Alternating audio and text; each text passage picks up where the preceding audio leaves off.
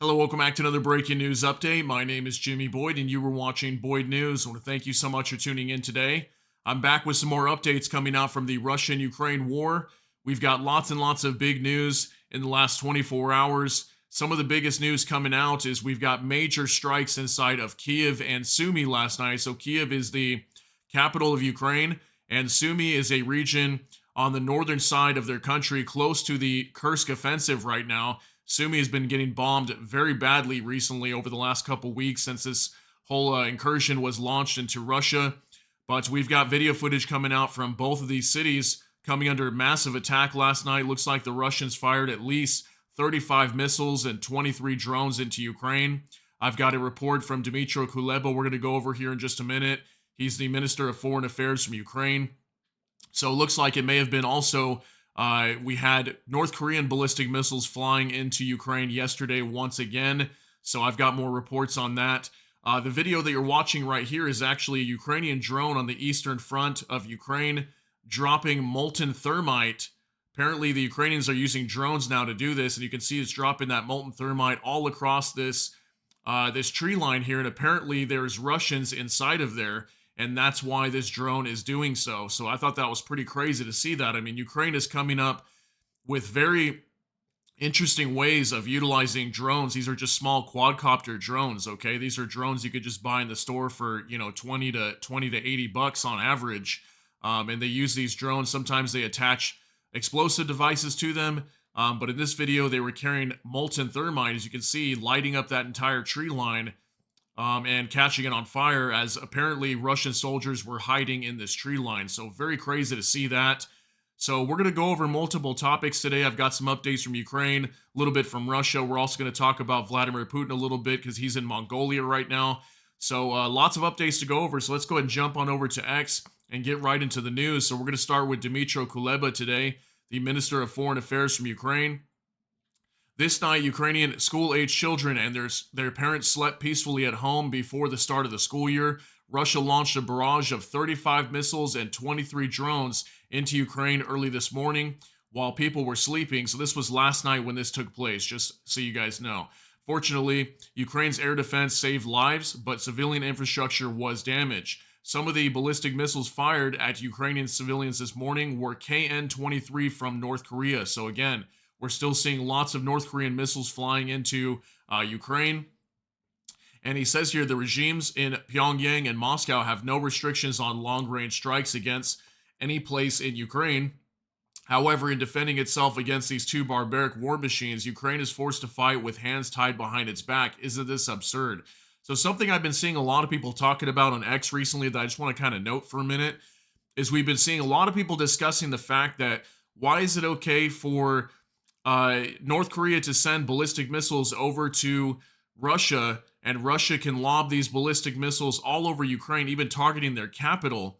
Okay, how come they can do that, but the West cannot provide ATACMS missiles, let's say, from the United States, and the United States cannot allow Ukraine to lob these into Russia, targeting, let's say, Moscow? What is the difference, right? That's definitely a hot topic right now in this war, is allowing Ukraine to strike deep inside of Russian territory, utilizing American or any NATO long-range weapons, primarily cruise missiles or ballistic missiles is what we're talking about.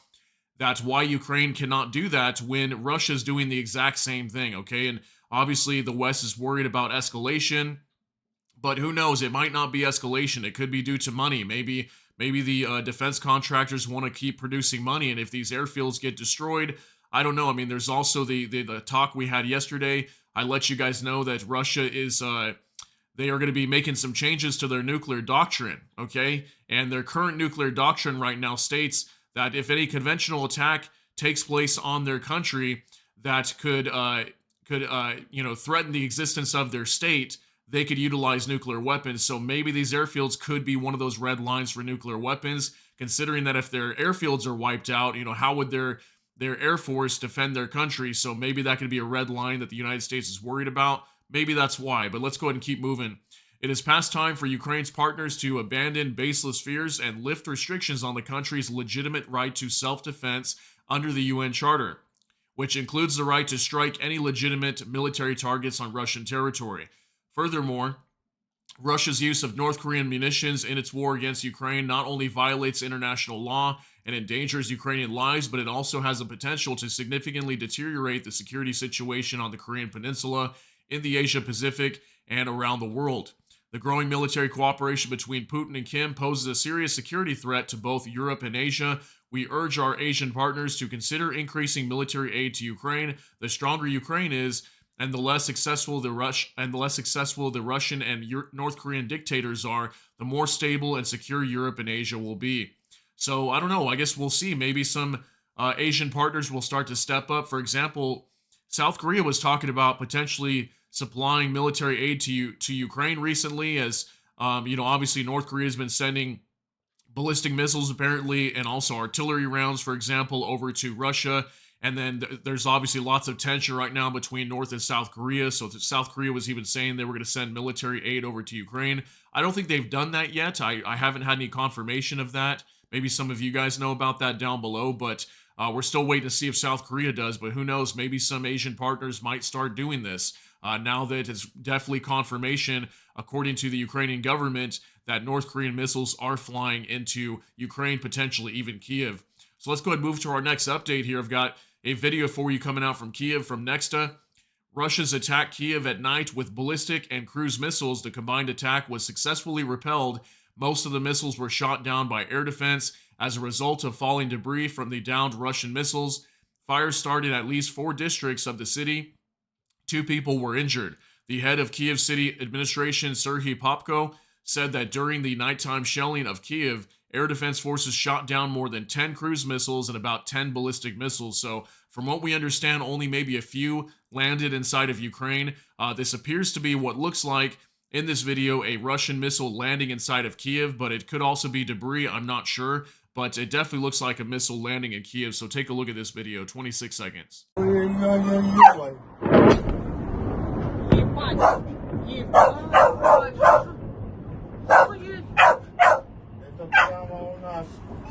Блядь, это прилет был.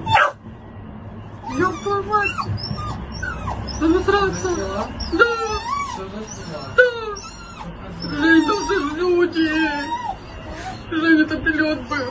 Да, пошли. All right, so very scary to see this, right? I mean, we can even hear that dog in the background whimpering, and the dog can tell that something is wrong, and you can hear that lady in the background as well. She's crying and worried for the people that may have been affected by that strike. And, just imagine looking out your window and seeing a missile landing in your city. I mean, I can't imagine what these people are going through on nearly a daily basis right now, okay? For the last week and a half, this has been happening in Ukraine almost every single day. And I'm not going to say that Ukraine's not doing the same thing, okay? Ukraine's been launching lots and lots of drones into Russia, and it's a matter of time before Ukraine starts using their upgraded missiles that they have, the cruise missiles, the Neptune missile, and then they also have these new ballistic missiles they've been testing, and they've got these upgraded drones. So at some point, we're going to start seeing this inside of Russia as well, assuming that the United States does not lift restrictions on the weapons currently provided right now. So let's go ahead and move to our next one. From The Informant, Russia launched ballistic missiles towards the Ukrainian capital, Kyiv. Air raid sirens echoed through the city, followed by reports of multiple loud explosions, according to local sources. So we've got more video footage coming out from Kyiv showing explosions. And some of these are very loud, and I apologize ahead of time too. One of these videos, I think it's the first video we're going to watch here, does have some quick profanity. So just to let you know right away, in case you have any kids around you or anything, you can go ahead and pause it or mute it if you need to. But let's go ahead and get right into this, guys. Jump into this first video.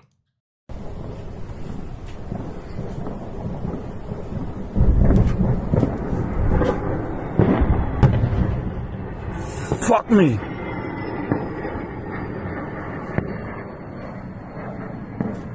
Uh-oh.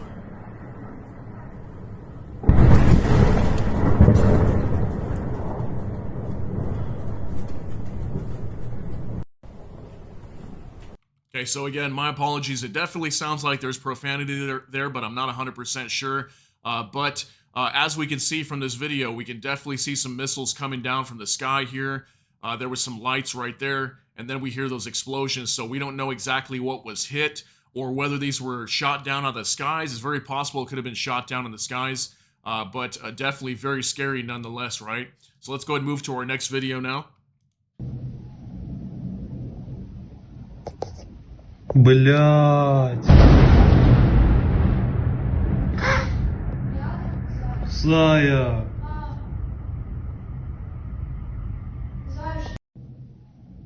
All right, extremely frightening to see that right through your window. A major explosion right over here. This looks like it might be that same explosion inside of Kyiv that we saw in the first video. Maybe it was somebody else recording it from their window at a different angle, maybe on the other side from where this explosion took place. But we could definitely see that major fireball right there as that missile comes landing inside of Kyiv. So very, very scary, guys. One more video to share with you. Мама!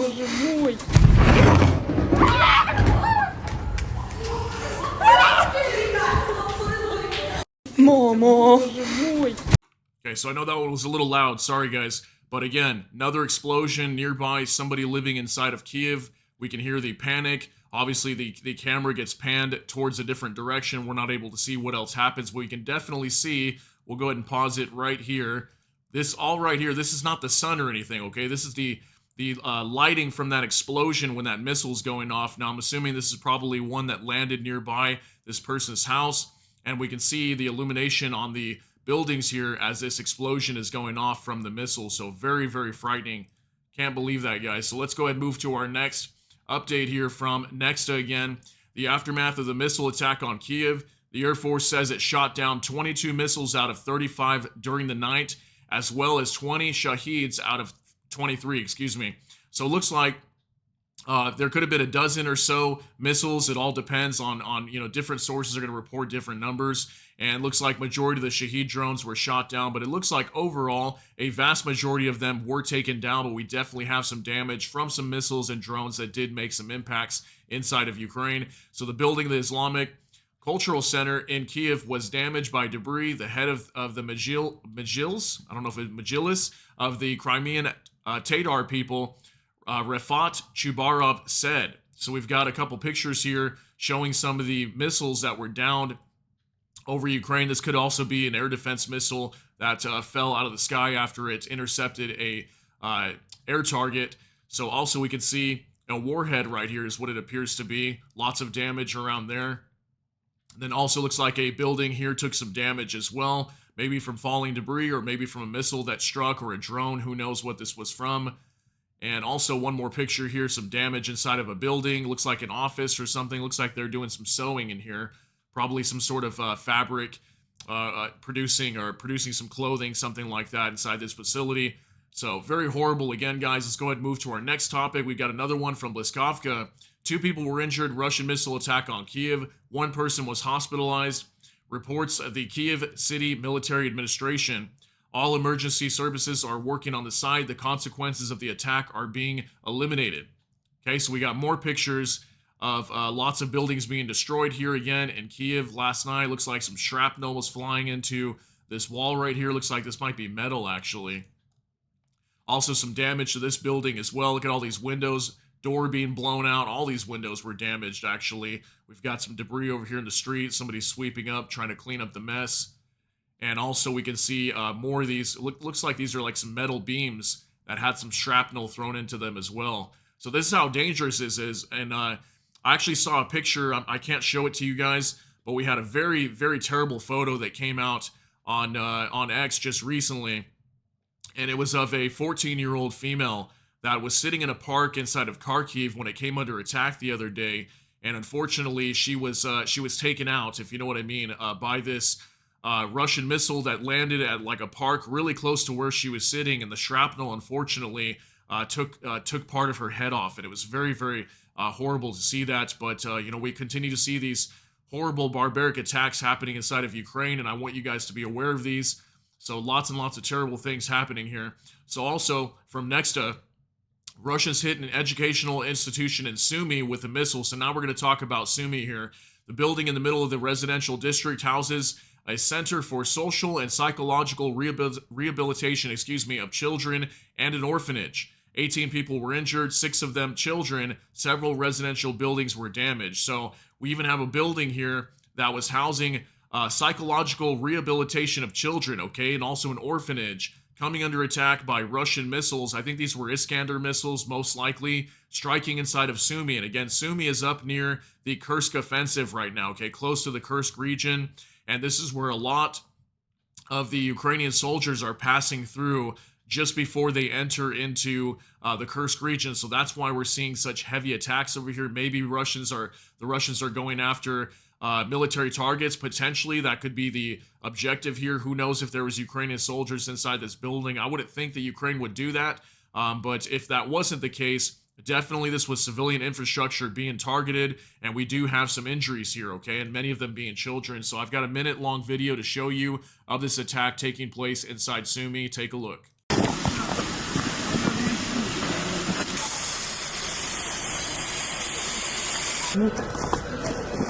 Внутрь подай ствол, ключи вставали, вот это центральный вход, здесь взорвалось его. Центральный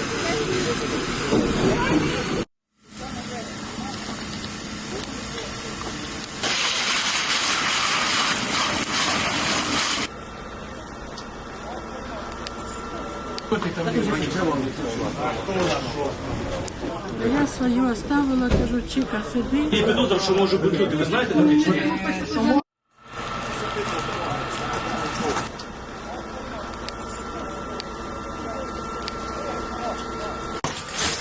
Витягуй все, дивися, щоб ніде тлення не було.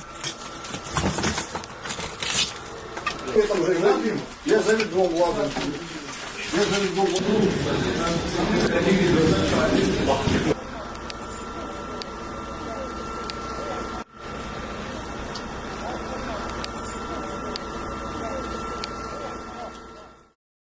All right, guys. So again, very horrible to see civilian infrastructure being targeted inside of Ukraine. We've repeatedly seen this time and time again. So Sumy lately has been attacked. We've seen Kyiv coming under attack.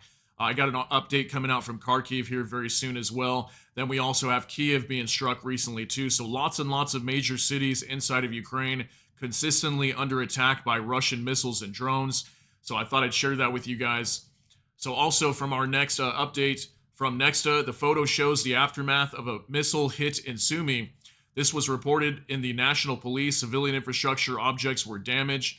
An apartment building and a building of an educational institution which houses a center for social and psychological rehabilitation of children, and an orphanage. Today, the Russian Defense Ministry said that a missile strike near the city of Sumy had destroyed 3 HIMARS MLRS launchers, 3 escort vehicles, a transport and loading vehicle, and more than 30 Ukrainian servicemen.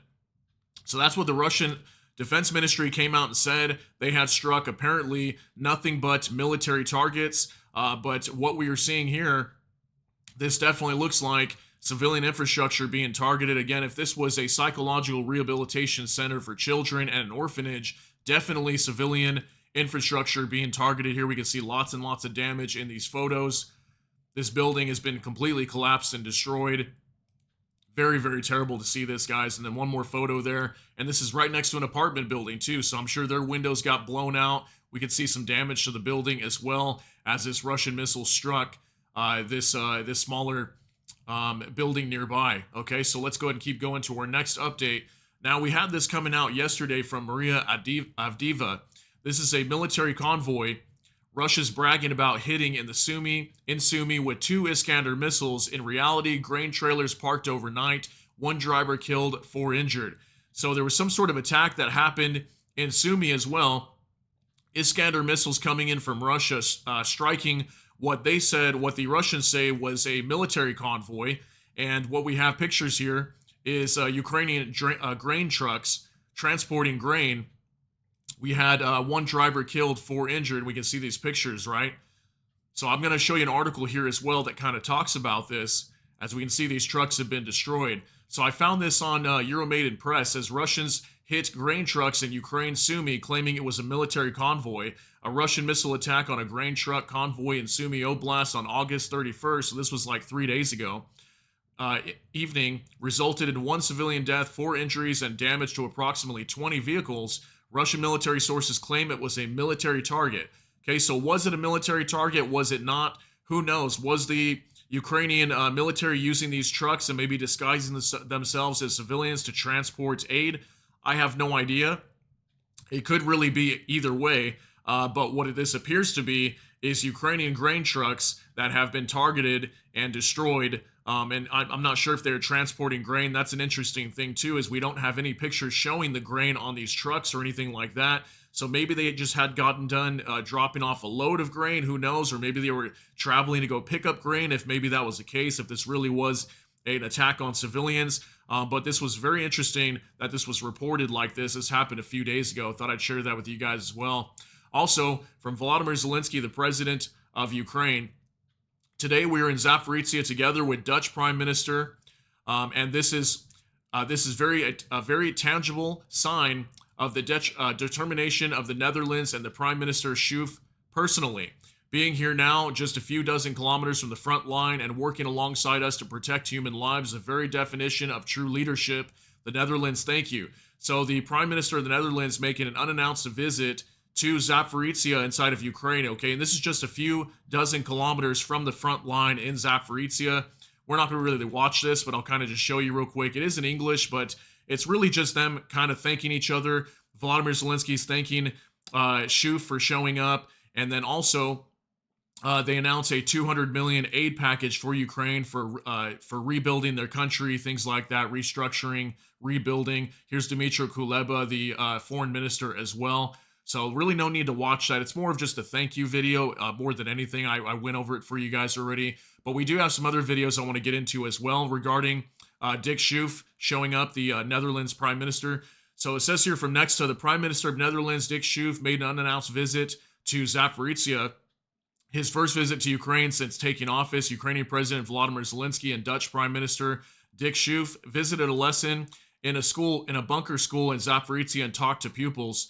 During the visit, Dutch Prime Minister announced a new support package for Kyiv worth over 200 million euros, which will focus on protecting and repairing energy infrastructure. Okay, so lots of energy infrastructure donated money to Ukraine, so that way they can repair their energy facilities, things like that. So we do have a 1 and 50-second long video. I want to show you this.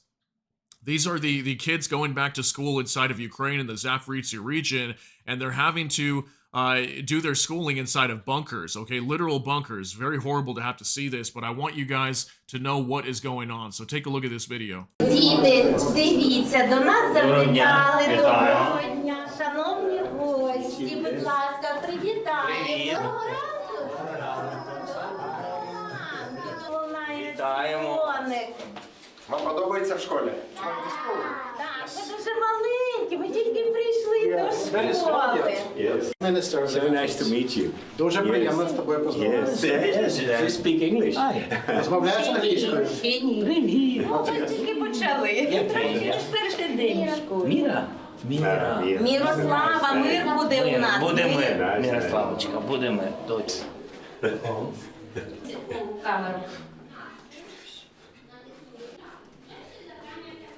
Ну, вам, що головне, безпечного навчання. Ми розуміємо, що саме такі умови, тим не менш, дуже раді, що в Україні є такі люди, такі красиві, розумні, і ми вам бажаємо миру. Це дуже важливо, будемо все робити, щоб закінчити війну і перемогти ворога. Ми на вас дуже розраховуємо. Україна дуже розраховує. Ви наше майбутнє. Вітаю, мене звати Іван. Пане президенте, як ви бачите майбутнє нашої країни через 10 років і як ви вважаєте, що ми повинні робити вже зараз, щоб це майбутнє наблизити? I think the most important today just to study this very difficult job. And of course, it's so important. I'm not looking how it will be in 10 years, what will be in Ukraine. I will be happy, and I'm sure that we will see our peaceful country as early as possible. All right, so that's it. That's it for that video, but I thought you guys would see that as these children, again, they have to be inside of bunkers, literally, in the Zaporizhia region just to go to school. And I have another video coming out from Kyiv as well, but it was nice to see as well the Netherlands Prime Minister showing up and seeing this, also seeing how it is in the Zaporizhia region for the students that are there. And it's very horrible that the children have to go through this, okay? That they have to literally be in bunkers just to go to school. But at least hopefully they can be safe there to get the education that they need so they can advance in life. So let's go ahead and move to our next update here from Nexta. Classes in underground schools have started in Kharkiv. So even in Kharkiv, they're having to do the same thing, okay? The Russians have been carrying out monstrous shelling of Kharkiv for the past few days. So definitely Kharkiv has to be one of those places they have to do that, considering how much shelling has been taking place here. This is only 11 seconds. Take a look at this.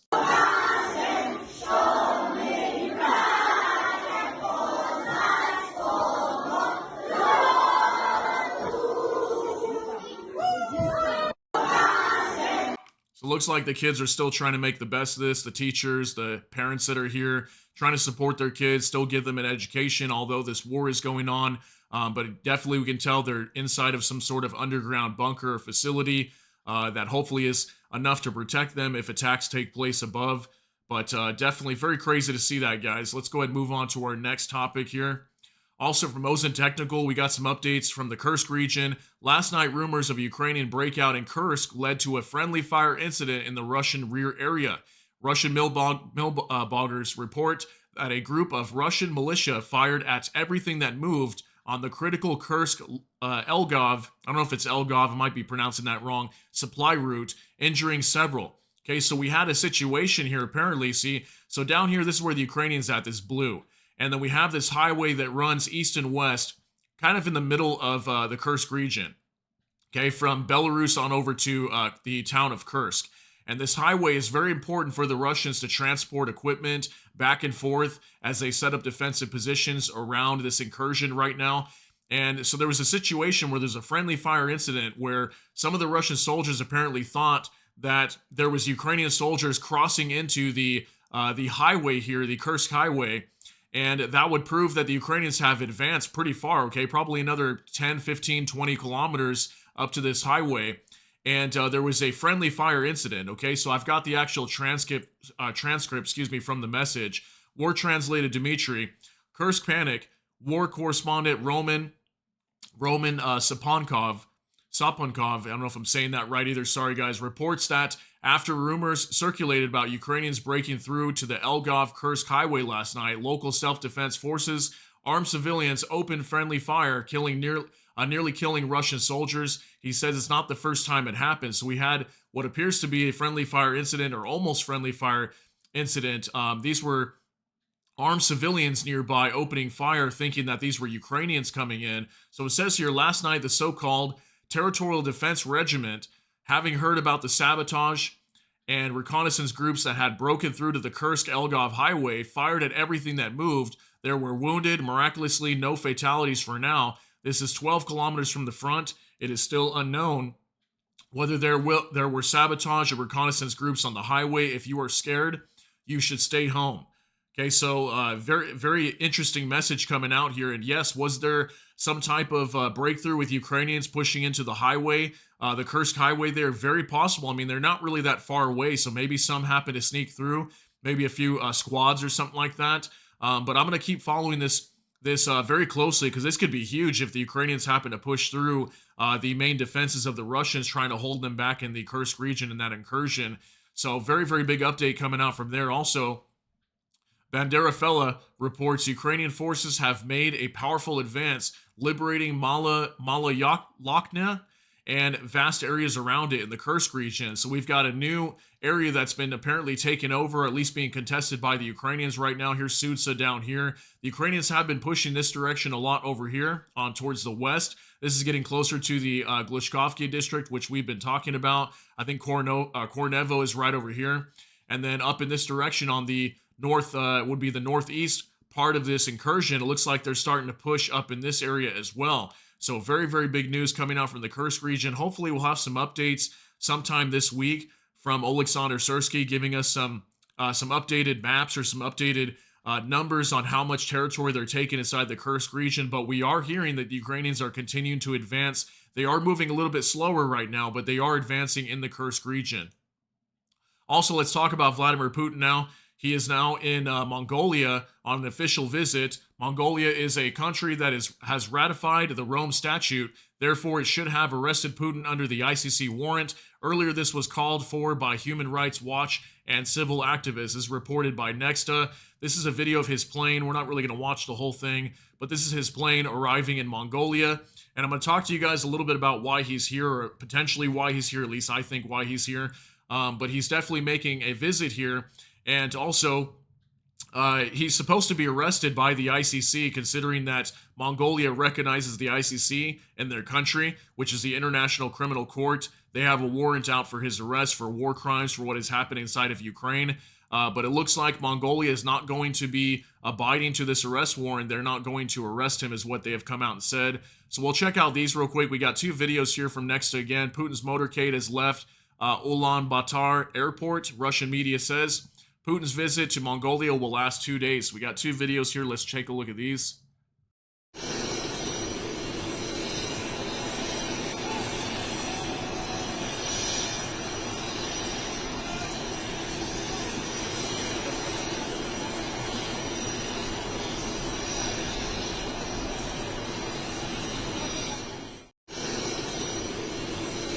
All right, so this video shows Vladimir Putin getting off his plane inside of Mongolia. So very, very big news when it comes to him visiting here, because this is the first time, as far as I know, that he's visited any country that recognizes the ICC, and he could definitely be arrested here. But again, from what we understand, he will not be arrested. They are not going to abide to this arrest warrant. So take a look at the next one as well.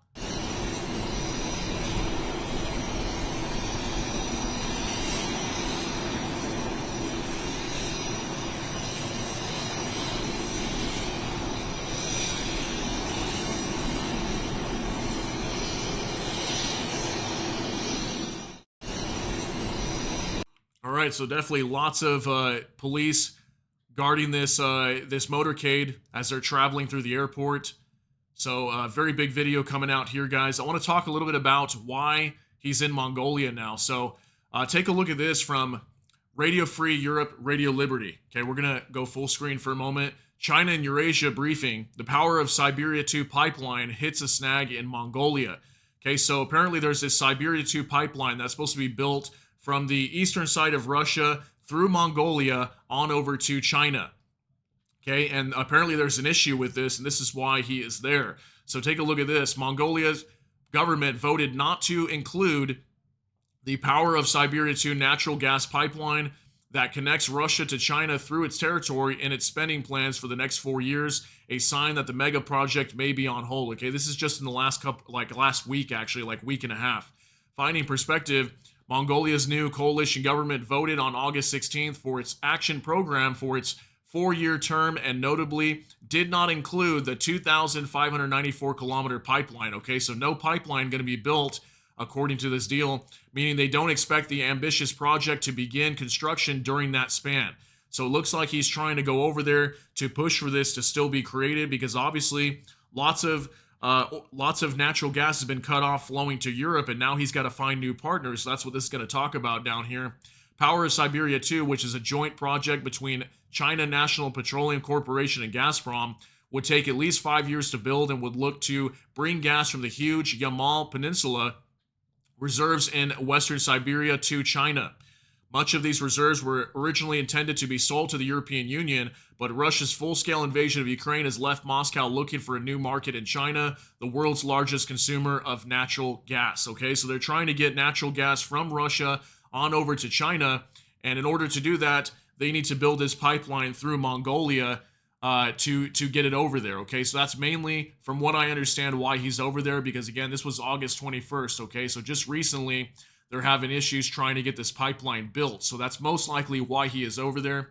So also, let's move to our next topic here from Bliskovka. In temporarily occupied Mariupol, which is in the southern portion of Ukraine, partisans sabotaged the railway. Mariupol City Council. It is reported that a transformer on a railway branch was burned in the city.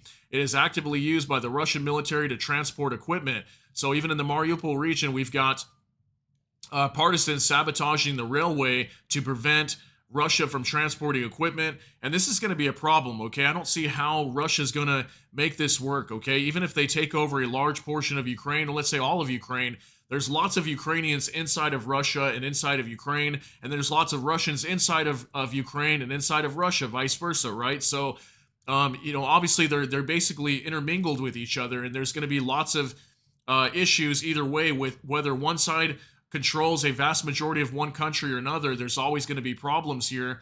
And I thought I'd share that with you guys to show you that, this conflict may never end. It's going to be an issue between Ukraine and Russia for a very long time, even considering they've got citizens in each country, vice versa. So very interesting coming out from Mariupol. Also from Anton Gurushenko, this has been talked a lot about on X recently. Where is Lavrov? There have been many Lavrov statements in the Russian media over the past 24 hours, but no one has seen him personally. Every year on September 1st and this year on September 2nd, Lavrov gives a lecture at Moscow State Institute of International Relations, the MGIMO.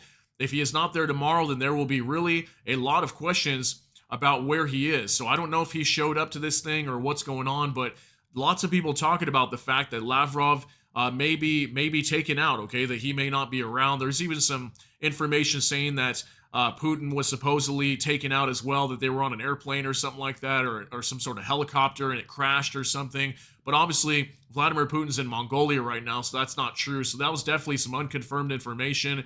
But lots of talk going around on X right now regarding Sergei Lavrov and whether he is actually around or not, okay? So very big news coming out from there. I guess we'll find out what happened to him very soon and if he's still around. My guess is he probably still is. So also, let's move to Kyiv. Russians are completely leveling the town of Volodar. This is on the eastern side, I believe in the Donetsk region or the Donbass, somewhere around there. Russian troops will then advance into the ruins and call it Russia. This is Putin's plan for all of Europe. So this is a very crazy video. 9 seconds of massive shelling inside of Volodar. Take a look.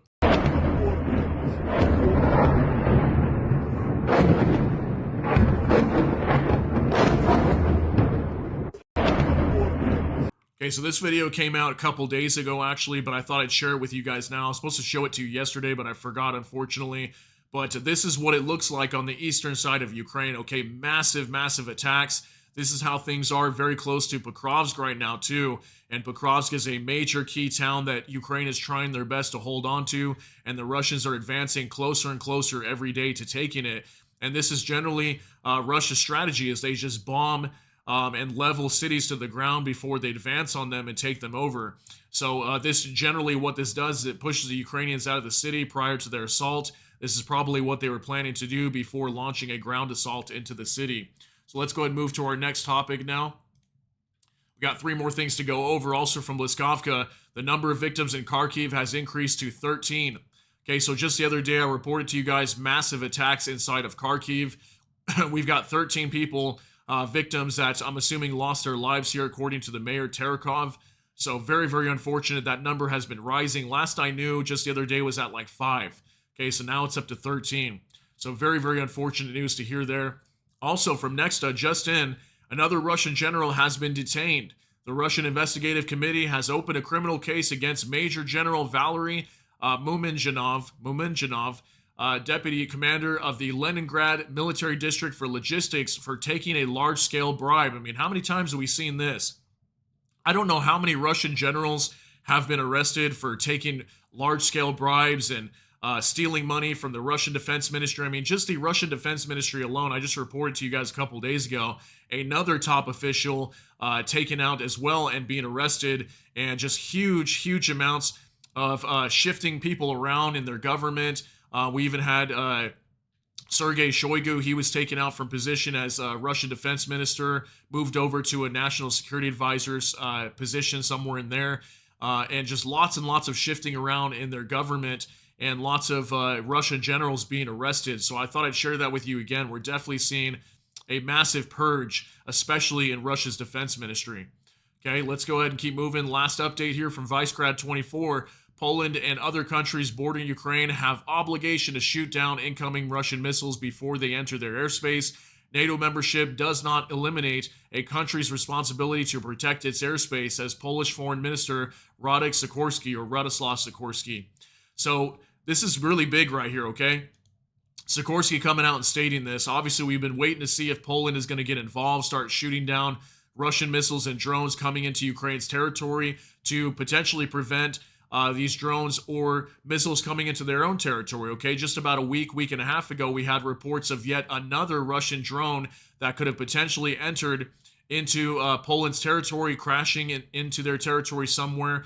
They were supposedly searching for it. I haven't heard of an update, whether they found it or not. I don't know if they did. I'm assuming they haven't yet because I haven't heard anything about this. But obviously Poland wants to get involved here. They want to start helping Ukraine shoot down missiles on the western side of their country and also protect their own airspace. And we've heard recently from Poland coming out saying that they can't even shoot down these drones or missiles coming into their territory until they 100% identify them. So if they were to shoot them down over Ukraine, it would essentially eliminate this issue completely because they don't want to shoot down an unidentified object. Because what if it's a civilian aircraft or something like that? They don't want that kind of situation to arise.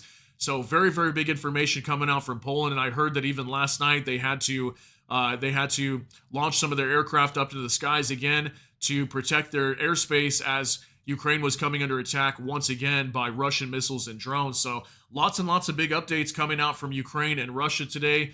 I hope you guys got something out of this, though. I'm going to go ahead and get you guys out of here. Thank you so much for tuning in. If you got something out of this, please smash that like button. Also, if you enjoy my content, please consider subscribing down below. Hit the notification bell. That way YouTube can notify you. And with that, hope you all have a great day. Everybody take care and God bless. And we'll see you in the next one.